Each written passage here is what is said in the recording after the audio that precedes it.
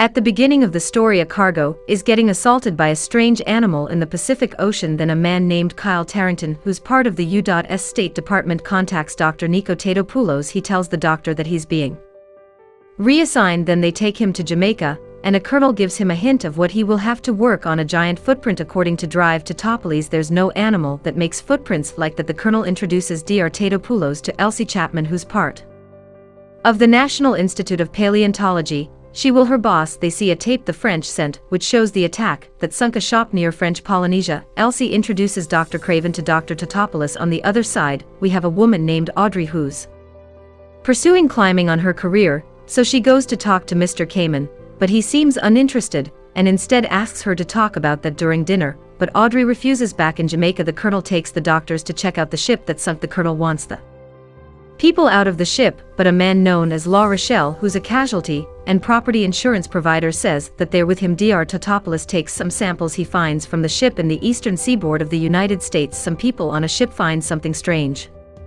interfering. Suddenly the whole ship sinks. Elsie thinks the incident is related to the previous one. She says that it could have been caused by a Theropoda allosaurus, some type of enormous reptile that it's believed to have died out in the Cretaceous period. Dr. Tatopoulos wonders about the radiation levels because they're abnormal, and probably the animal is much bigger than they think. He believes that it must be some sort of mutated aberration. Audrey is watching TV and recognizes Dr. Tatopoulos as her college sweetie. Then we see a man who's fishing, but this fish is so strong that takes about his fishing rod. Then he sees that something huge is underwater and breaks the whole pier. The monster rises, causing terror in the city of New York, breaking everything that gets in its way. Now the government must take an important decision: evacuate Manhattan, but it seems complicated because that's over 3 million people, and the thing is that after the initial attack of the monster, this one has disappeared. The major meets with some important people. One of them is La Rochelle, who secretly installs a chip on the major. Dr. Tatopoulos' plan to make the monster appear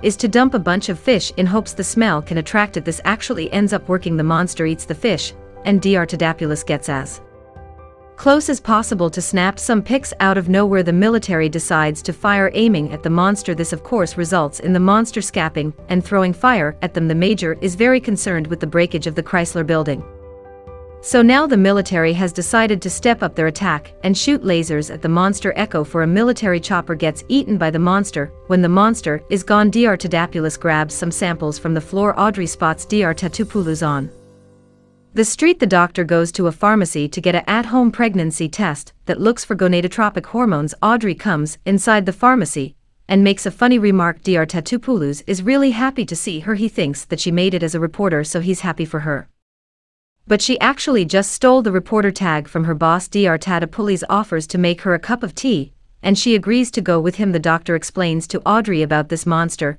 and tells her that it's actually in New York for nesting purposes, and thinking that a lizard can lay up to 12 eggs at a time really concerns him. Dr. Tatopoulos excuses himself to run to the lab and confirm his theory. Audrey lingers for a bit longer and notices a tape that has some secret content. She plays the tape and sees the huge animal footprint. Thinking of the great potential this could have for her career, she steals the tape. Audrey tells Mr. Murray that she's got exclusive footage of other places the monster has attacked. In the news, Mr. Kamen presents the monster as Godzilla, and since they mentioned Dr. Tatopoulos as the one who gave them the tapes, the people from the military think it was him who gave them away. This causes him to get fired, but he instantly knows that it was Audrey who did it. Dr. Tatopoulos takes a cab that's supposed to take him to the airport, but this won't happen because La Rochelle is driving. La Rochelle tells him that he's from the French Secret Security Department, and he must trust him because he wants just as much as him to get to the nest of Godzilla. La Rochelle and Dr. Tatopoulos put on a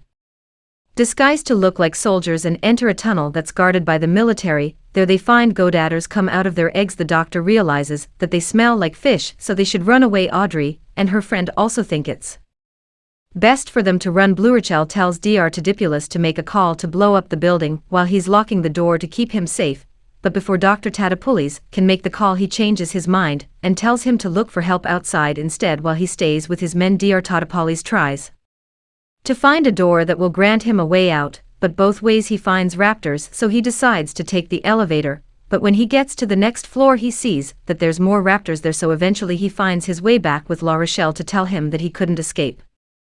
Out of nowhere, Audrey and her friend fall from the ventilation. Dr. Tatopoulos helps Audrey get back up, while La Rochelle destroys the cameras. Audrey's friend tries to get the tape even though the raptors are chasing them. Audrey leads the way, telling them that the broadcast booth is closed. Shell breaks the door to get in, then Audrey says that the network's on an intranet, which it's a direct feed to their computer system, but Dr. Tatopoulos believes that her station won't have it any easier than the military. Nonetheless, Audrey tries to get the message through. This message actually gets to the station. Audrey asks Ed to put her live. Ed is convinced. When he sees the raptors, Audrey interviews Dr. Tatopoulos, who says that they've discovered over 200 eggs. And the creatures are over 9 feet tall, and they've begun feeding, so when their food supply runs out there, they will attempt to hunt down food of their own outside of the nest. If they get out, they'll multiply, and very soon a new species will emerge, one that could replace them as the dominant species of the planet. Each one of these amazing reptiles are born pregnant, adaptive, and cunning. These 200 could become 40,000 within this year, the doctor warns. At last he sends a message to the military saying that if they're listening to this broadcast, they have to destroy the bewheeling immediately before the creatures can escape. Audrey's friend says that the good news is that the military did get the message. The bad news are that they need to escape within the next 6 minutes before they blow the building away.